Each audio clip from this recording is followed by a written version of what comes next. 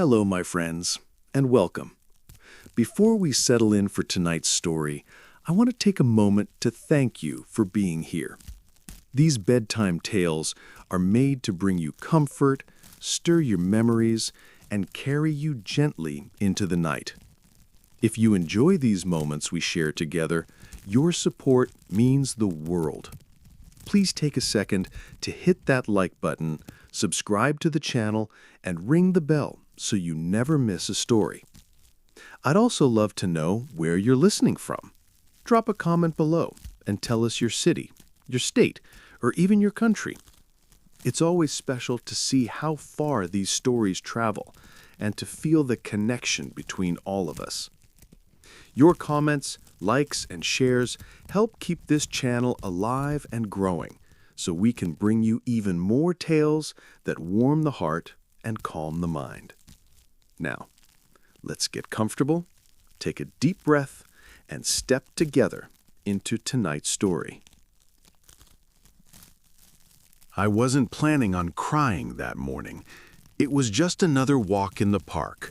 My grandson, Lucas, had his sneakers tied tight in a juice box in hand, chatting away about dinosaurs and space like they were both happening next Tuesday. I mostly listened, smiling in the quiet way you do when you're trying to bottle up time before it slips through your fingers.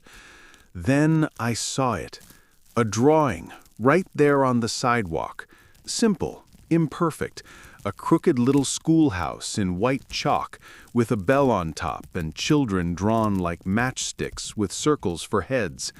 One had glasses, one was holding a book, one had his hand raised, and I swear to God it looked just like a sketch from my old student Josh, 3rd grade, 1987, always drawing on his math homework instead of solving it. I used to tape his doodles to my filing cabinet because they reminded me why I chose this damn job in the first place. I stopped. Lucas tugged my arm, confused. "What's wrong, Grandpa?" I didn't answer right away. I crouched down beside the drawing, the asphalt still warm from the morning sun. The smell of dust, sunscreen, and late summer leaves hit me all at once. And just like that, I wasn't in the park anymore. I was 10 again, back in Mr. Rowley's classroom, my fingers stained with graphite, my back stuck to a plastic chair, the chalkboard looming like a temple of knowledge I didn't yet understand. I remembered the exact sound of chalk breaking mid-sentence. I remembered wanting to be just like him, kind, steady, and somehow larger than life without trying. Funny how a life can begin with such small, silent promises. I stood there, my knees cracking like old floorboards, and said to Lucas, "You know, once upon a time, I thought I was just going to teach kids how to read. But what really happened, well, it was a bit bigger than that." He looked at me, curious, and so I began to tell him about growing up with a father who never finished high school, about the smell of pencil shavings and fresh textbooks, about the first time I held a piece of chalk and wrote my name in front of 20 wide-eyed children. This isn't just a story about school. It's about a whole life, a life lived between bells, board erasers, and the soft silence after kids leave the room. And I'm finally ready to tell it. My first classroom wasn't much to look at. It was 1963. The walls were a dull green that seemed to absorb the light. One window barely opened. The radiator clanked like it was coughing up rusted lungs. And my teacher's desk, a heavy oak beast with a coffee ring older than me, wobbled if you leaned on it too hard. But to me, it was a palace. My palace. I was 24. Fresh out of teacher's college, still ironing my shirts every morning like I was heading to a wedding. I had one tie, brown, polyester, and more hope than sense. They handed me a room full of 4th graders who had already decided I was too young, too soft-spoken, and probably not going to last the winter. But I had something they didn't know about. I remembered what it felt like to be ignored, to be the quiet kid in the back who only lit up when someone noticed he knew things about stars or birds or poetry.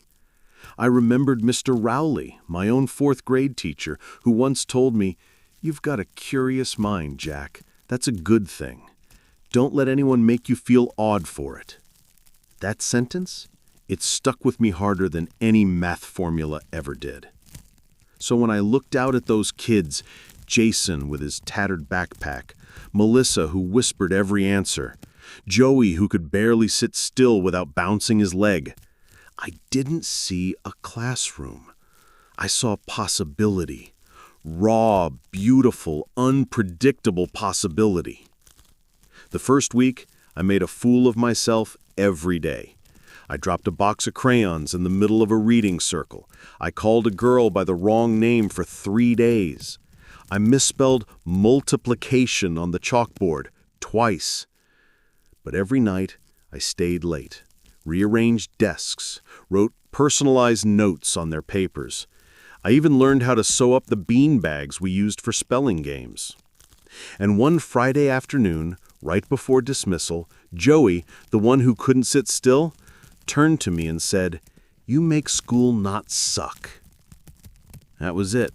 That was all I needed. I walked home that day like I'd won a Nobel Prize.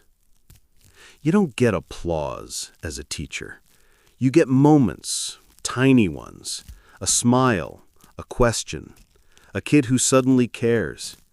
And you collect them like pennies, hoping that when the jar is full, you'll have made a difference. That first classroom didn't last. The next year, they moved me to a newer building with fresh paint and working heat. But I never forgot the echo of my own footsteps on that old linoleum floor, or the way the chalk dust floated in the late afternoon sun. Because that was the year I stopped dreaming of being a teacher and became one. If the classroom was where the magic happened, the teacher's lounge was where the masks came off. You'd think a room full of educators would be all about noble conversations and spirited debates about pedagogy. But no, it smelled like burnt coffee and resignation. The furniture was hand-me-downs from the Nixon administration. The vending machine ate quarters like a starving beast. And yet, that room was a kind of sanctuary, a war room, a therapy circle, sometimes a confessional. That's where I learned what teaching really was. It wasn't in the lesson plans or bulletin boards. It was in those whispered moments over lukewarm coffee. The fifth-grade teacher, Mrs. Landry, crying quietly because one of her students confided that his mom hadn't come home for 3 days. Coach Hernandez pacing by the window after being told the school budget cut the after-school program again. And me, just 25, trying to make sense of how heavy this job could be. We didn't just teach math or reading. We absorbed other people's grief, hunger, hope, and fear. We were part parent, part social worker, part custodian of dreams. There was a ritual, though. Every Friday afternoon, after the final bell, we'd gather in that tired old lounge. Someone would bring a half-eaten cake from a student birthday or donuts from the place near the gas station, and we'd sit, chairs in a loose circle, steam rising from mugs, sharing the week's little victories like survivors comparing scars. I got Emily to read aloud today. Luis finally spelled his name right without help. Remember Tommy, the one who never talked? He made a joke today, a real one. No one clapped, no speeches, just nods, smiles, sometimes teary eyes. That was enough. Over time, I learned to listen more in that room than I ever did in college. I learned how to recognize when a colleague was barely holding it together. I learned the power of passing someone a note that just said, "You're doing better than you think." And when my own father died, suddenly, during my 3rd year, it was that lounge where I went first. I didn't want to call home or go out to my car. I wanted to sit in the corner of that ugly room and let the silence hold me. And they did. No questions, no platitudes, just a hand on my shoulder, a warm mug slid my way, and someone quietly covering my afternoon duty. It wasn't a glamorous job. God, no. But those small, unseen kindnesses, that's what kept me going. Teaching, it turned out, was less about standing at the front of the room and more about sitting quietly beside someone when they needed it most. I never meant to become a lifer. Back when I first started, I thought I'd teach a few years, save up, maybe write that novel I always said I had in me. I pictured myself in some log cabin, coffee on the desk, pages pouring out like spring rain. But then 1 year bled into the next, 5, then 10, and somewhere along the way, the idea of leaving started to feel more like abandoning something sacred.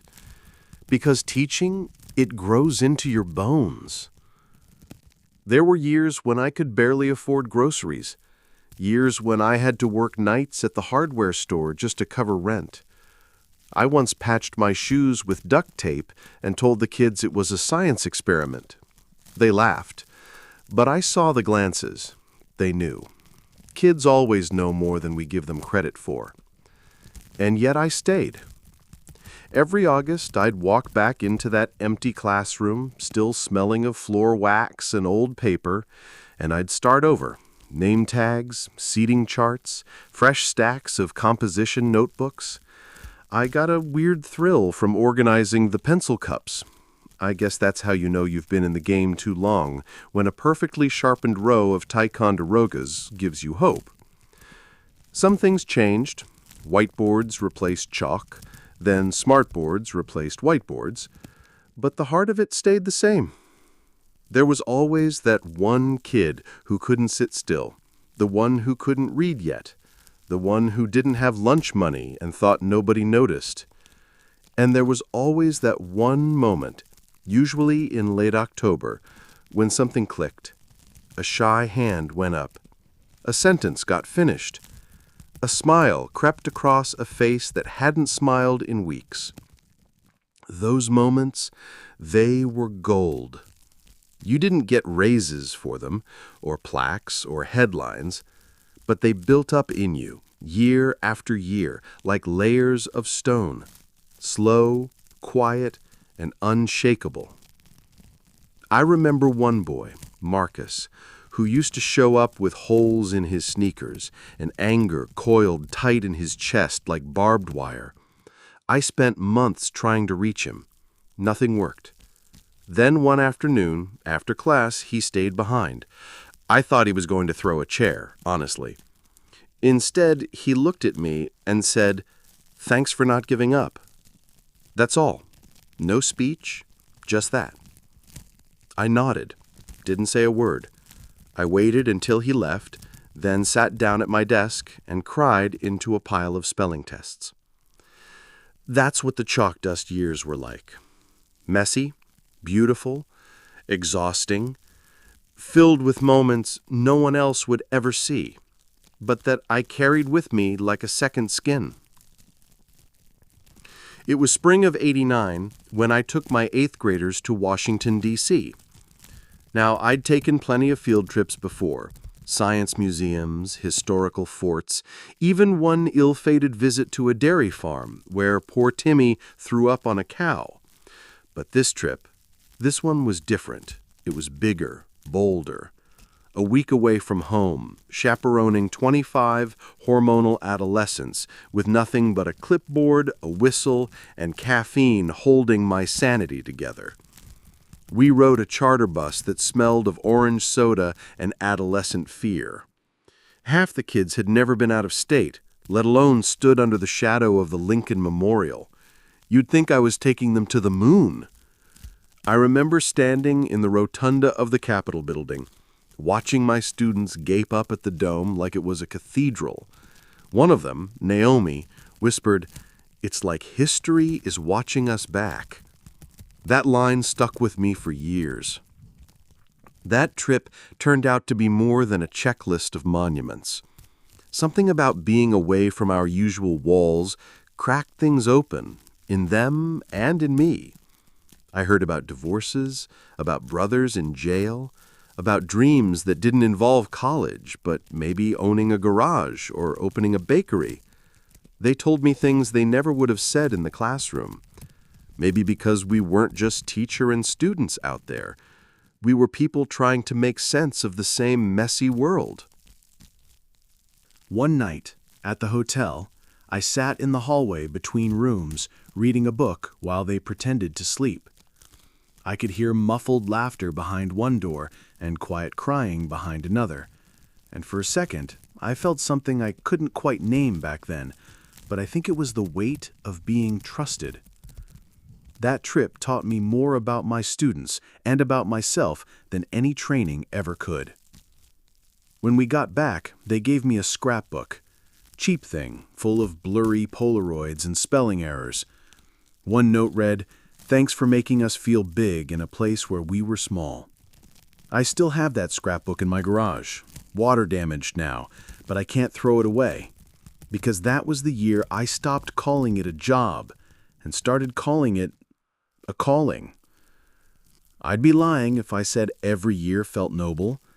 There was one stretch, maybe 93 or so, when I stood in the staff lounge one morning with cold coffee in my hand, looking out the window and thinking, this might be it. I don't know if I've got another year in me.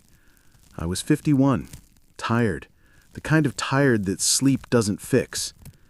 The kids had changed, or maybe the world had, and I hadn't kept up. They were louder, angrier, some of them already hardened in ways that made me ache. I had a kid, Marcus, who used to sit in the back and draw tanks all period. Wouldn't write, wouldn't read, just drew war machines with frightening precision. When I asked him why, he said, "It's what my dad taught me before he left." I took that home with me. My wife, bless her, used to watch me at the dinner table, chewing slower than usual, distant. "You're carrying too much again," she said one night, setting down her fork. "They're your students, not your sons." But she didn't understand, not fully. Because when you teach long enough, they do become yours. Not in the legal sense, not in the way a father claims a child, but in the way a gardener feels about a field he's planted year after year, watching some seeds bloom, others dry up in the sun, and still going back out with cracked hands and hope. That winter, I started coming in early, before sunrise. I'd sit at my desk with the classroom still dark, no noise but the hum of the old heating unit kicking on. I'd grade papers slowly, drink coffee from a thermos. I didn't talk much in those weeks, just kept going, out of habit more than passion. And then one day in March, a kid named Sarah, quiet girl, always sat near the window, stayed after class. She held out a piece of paper without saying anything and left. I unfolded it and read, "I was going to drop out. I thought nobody saw me, but you did. You looked me in the eyes when you said good morning. That saved me. Thank you." I just sat there. Didn't move. Didn't breathe. I think I cried. Though I couldn't admit it back then. Not out loud. But it cracked something in me. Not broken, just opened. Like a window letting air in after too many stuffy months. And that's how I stayed another year. And another after that. You ever have one of those days where everything feels off from the start? The coffee tastes burnt, your shoe squeaks for no reason, and the copier jams the moment you need it most? That was Tuesday, October 4th, 1997. The dates burned into my mind. I'd been teaching for nearly 30 years by then. Knew the rhythm of the school year like the back of my hand. Knew when the hallways got too quiet or too loud. I could feel when a storm was coming in the air before the clouds rolled in. But nothing about that Tuesday gave me a proper warning. It started with a substitute not showing up, so I had to cover another class during my prep. Then the principal stopped by unannounced, clipboard in hand, some kind of surprise evaluation. He asked me about my learning outcomes, and I nearly asked him if he remembered what it was like to actually teach a kid instead of buzzword them to death. And then the alarm went off. Now, we'd had fire drills before, dozens of them. You don't flinch after your 10th. But this one rang different, louder, too long. And the air had that smell, something bitter, wrong. I opened the classroom door and saw smoke curling down the hallway. My heart did something strange, like it paused, just for a beat, and I said the only thing a man in my position could say. All right, everybody, line up, just like we practiced. No pushing. Stay together. Funny how quiet they got. You'd think a bunch of teenagers would panic, but when you speak to them like they're worth trusting, they rise to it. They always did. We moved down the hallway, past the science labs. That's where the smoke was thickest. I caught a glimpse of flames licking at the corner of the ceiling. Something had caught. Maybe a Bunsen burner left on or wiring gone bad. I shielded their view best I could, but I knew some of them saw it. We got outside, all of us, just in time. I counted heads 3 times. My shirt was damp. My throat burned. Later, the fire department said it had been contained quickly, but that wasn't what stuck with me. What stuck was the way one of my students, Jimmy, a kid who never remembered his homework, turned to me and said, "You didn't even look scared." I laughed, quietly, because I had been. Terrified, in fact. But you don't get the option to show it. Not when they're watching you. Not when they're looking to you to decide if everything is going to be okay. That day taught me something I hadn't learned in 30 decades. You're never done being the steady one, even when the smoke is thick and the walls are hot. Especially then. There was this kid. I won't say his last name out of respect, but his first name was Paul. Paul with the shaky hands. He came into my homeroom in the fall of 1989, a quiet kid, shoulders always slightly hunched like he was bracing for something. His fingers trembled when he wrote, always just a bit like leaves in a soft wind. I noticed it the first week, couldn't not notice it, but I didn't mention it, not right away. We had a policy back then, observe, don't assume, and I always tried to follow that, even when my heart jumped ahead of my head. Paul didn't raise his hand much, but when he did, you could hear something in his voice. Not just nerves, something tight, like his whole body was holding back. He'd stammer through answers, not because he didn't know them, but because it felt like each word had to fight its way out. The class didn't laugh, thank God. Not once. I made sure of that. One afternoon, I kept him after class. I didn't want to embarrass him.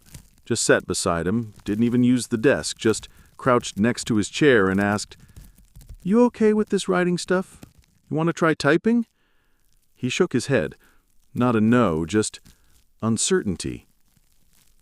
"I've had a tremor since I was 5. It's not going away. Doctors already said." I nodded. I didn't say, "That sucks." I didn't say, "I'm sorry." I just said, "Okay, then we figure out how to work with it." That's when he looked at me.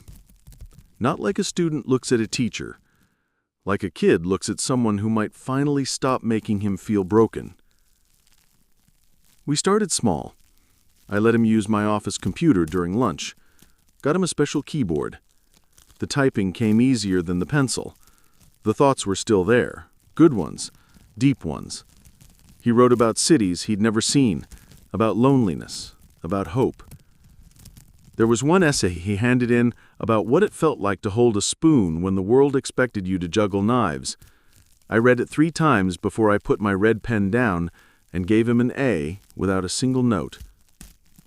Years later, long after I retired, I got a letter in the mail, handwritten, with shaky lines but straight meaning.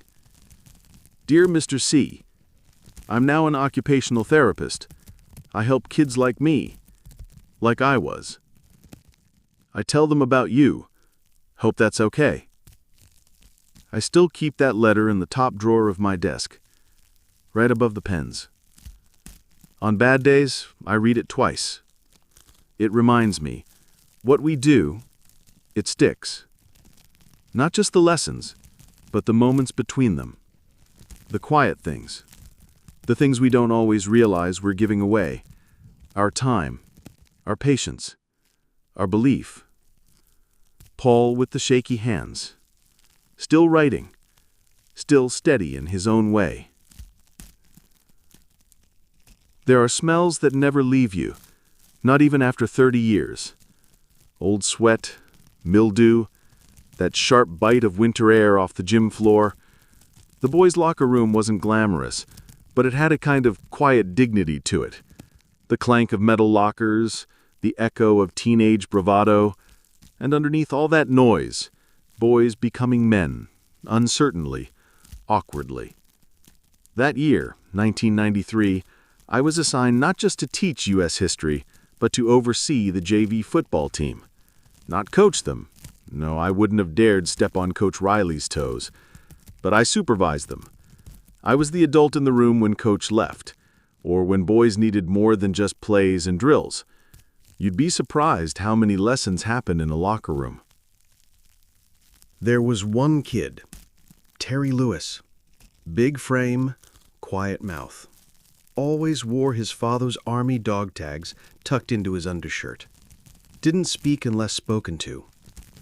But every day, like clockwork, he showed up early, helped fold the towels, sweep the floors, organize the pads. Never once asked to play. One day I asked him, "Why aren't you trying out for varsity, Terry? You've got the size." He shrugged. "Don't need the noise. Just want to belong somewhere." That stuck with me. Just want to belong somewhere. Later that week, one of the varsity players, a cocky senior named Maddox, tossed his gear at Terry, called him Towel Boy, loud enough that the room went silent.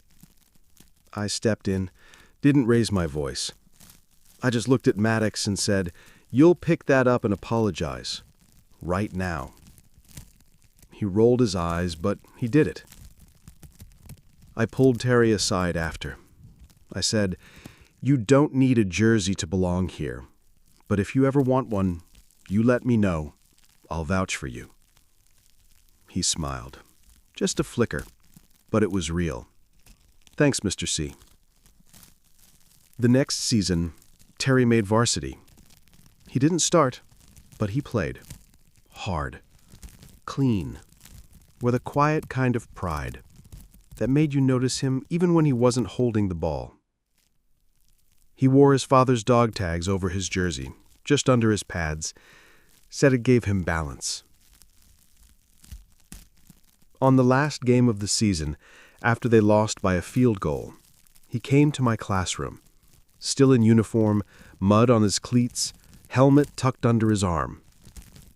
"Mr. C," he said, "I was thinking, this jacket's nice and all, but the locker room was where I grew most, not on the field." I didn't know what to say, so I said the truth. Growth happens in the quiet places, and you earned every inch of it. When he graduated, he left me a note inside an old locker he'd cleaned out. Just one line.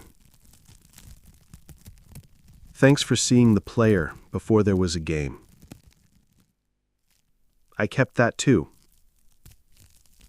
It's folded behind my high school map of Civil War battlefields.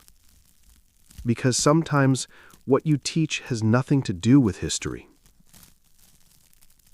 Sometimes it's about dignity and how someone finds it in the echo of their own name. They say teaching is about curriculum, standards, assessment. But if you ask any teacher who's made it past 10 years, they'll tell you the truth. It's about the empty desks. You remember them more clearly than the full ones, not because of absence, but because of what they leave behind. There was a girl named Lena. quiet. Impossibly smart. The kind who read ahead 5 chapters and didn't need to be told twice. Her handwriting looked like she was drafting the Declaration of Independence, all curls and pride. She sat front row, 3rd desk in. That desk is burned into my memory. It started subtly. She stopped volunteering answers, looked tired, eyes like they were holding something back, something older than she was. I asked once, gently, if everything was all right. She nodded, said she was just tired from studying a lot. But it wasn't the kind tired books give you. It was the kind life hands you when you're far too young. Then one morning, her seat was empty. No call, no explanation. Just gone. I asked the office. They told me she'd transferred. No forwarding information. The district kept it quiet. They always do. Privacy, policy, procedure. But the teachers talk. Someone whispered something about her mother, about a shelter. Another said she was in foster care now. The hardest part? No goodbye. No thank you card or stack of graded essays left behind. Just an empty desk and a girl who once wrote that history is how we remember pain so it doesn't happen again. I kept her final essay. It was on the civil rights movement. She ended it with the line, "We don't disappear when we leave. We stay in the words we shared." I've read that line 100 times. Every fall, when I set up my room again, I pause at that front row, 3rd desk in. I clean it slowly. I sit in it just for a second, and I remind myself, this job isn't just about teaching who George Washington was. It's about seeing the ones who are here and the ones who vanish and remembering them both. Because the world might forget them, but I won't. The day I retired felt like the end of an era, and maybe it was. I thought it would be quiet. A few handshakes, maybe a card signed by the staff. A lunch somewhere with my wife, just the two of us, reflecting on decades gone by. But I was wrong. That Friday afternoon, as the final bell rang, the hallways buzzed louder than usual. My classroom doors swung open to a flood of faces. Colleagues, former students, even parents I hadn't seen in years. The room was decorated with balloons, faded but still colorful, and a banner that read, "Thank you, Mr. C." I was stunned. One by one, people came forward to share stories, little moments I'd forgotten, like the time I stayed after school to help a kid fix his bike, or the countless spelling bees I judged. There were laughs, tears, even a few jokes about my legendary bad coffee. Then, the principal handed me a thick scrapbook. It was filled with photos, letters, and notes from students, some I hadn't taught in decades. I found a letter from Paul, shaky handwriting but steady heart, thanking me for never giving up on him. Terry sent a photo of his own son wearing a Letterman jacket. Sarah wrote about becoming a teacher herself, inspired by what I did. And there, tucked in the middle, was a faded newspaper clipping about the fire drill, the one day I almost let fear show, but didn't. As I looked around, I realized something. I wasn't just leaving a job. I was leaving a family. I didn't get a standing ovation, no speeches that lasted too long, just a room full of people who mattered, reminding me that what I'd built over the years was more than lessons. It was connection. Walking out that day, the sun was setting golden and warm, like a benediction. And I smiled, knowing one thing for sure. I lived my life well.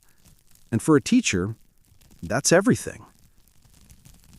After retirement, the house felt different.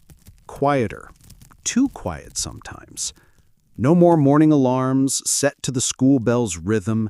No hurried breakfasts. No stacks of essays waiting on the kitchen table.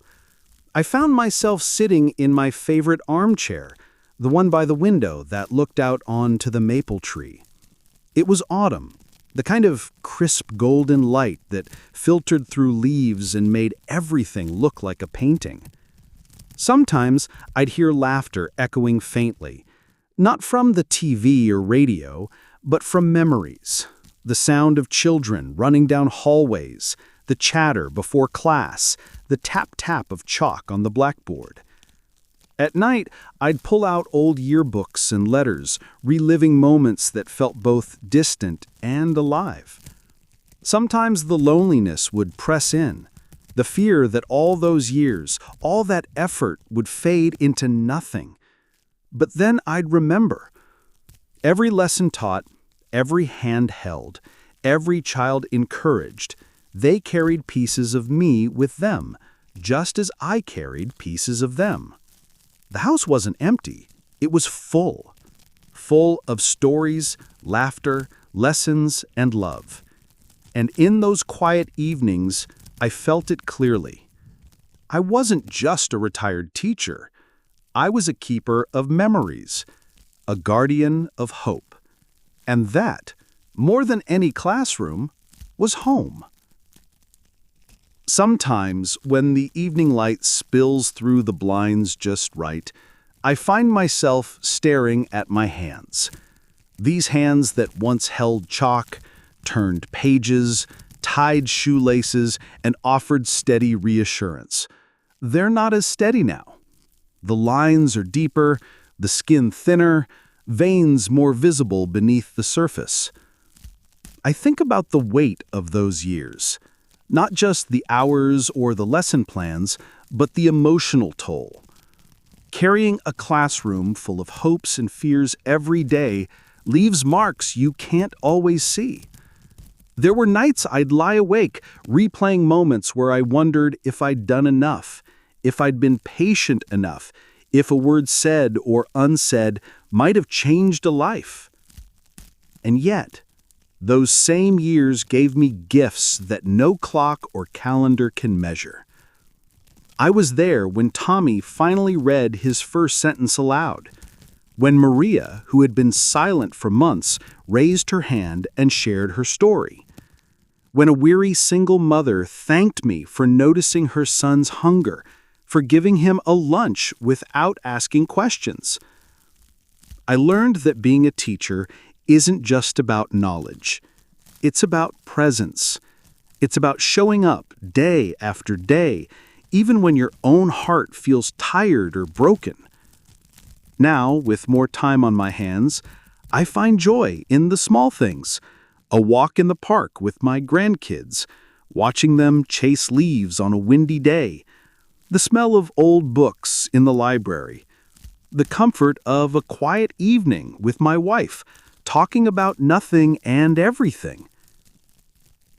I've come to understand that life's true measure isn't in achievements or accolades.